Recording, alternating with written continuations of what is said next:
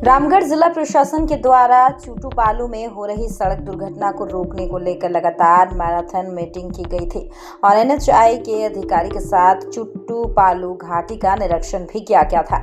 3 दिन के अंदर में रिपोर्ट सौंपने के बाद जिला प्रशासन द्वारा एनएचएआई के निर्देश में दिया गया था।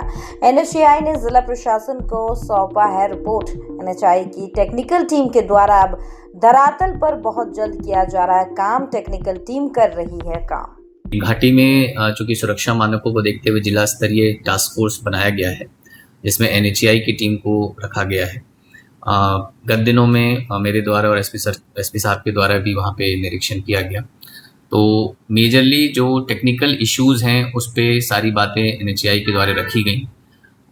उसमें कुछ चीज़ें हैं जो उन्होंने अपने एस्पेक्ट से रखा है और उनके द्वारा सुझाव भी दिया गया है, जो कुछ शॉर्ट टर्म में वो वहाँ पे करने के लिए प्रावधान कर रहे हैं और कुछ लॉन्ग टर्म में करने के लिए प्रावधानित कर रहे हैं। शॉर्ट टर्म में जैसे कुछ स्केप लेन्स वो बनाने का प्रयास करेंगे, कुछ जो स्पीड कंट्रोल करने के लिए जगह जगह पर स्पीड डिटेक्टर और उसको लाइव दिखाया जा सके, उसको वहाँ पे रखने का प्रयास किया जाएगा। साथ साथ में कुछ जो डिवाइडर्स जहाँ पे रोड सकरी हो गई हैं उनको ओपन करके स्पेस क्रिएट कराया जाएगा। इसके साथ साथ में ट्रक ले बाय एरियाज़ बनाए जाएंगे।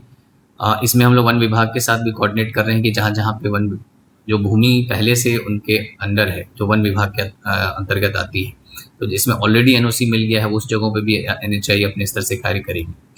ये शॉर्ट टर्म मेजर्स जो हम लोग ले रहे हैं, साथ साथ में इसके साथ हम लोग घाटी में जो हमारी सड़क सुरक्षा की टीम है उसको भी लगाए हैं, जो कि सघन चेकिंग घाटी के दोनों साइड करेंगी। इसके साथ साथ में लॉन्ग टर्म में यहाँ पे एनएचएआई के द्वारा जो है भूमि अधिग्रहण करके अल्टरनेट रूट बनाने का प्रपोजल भी दिया गया है।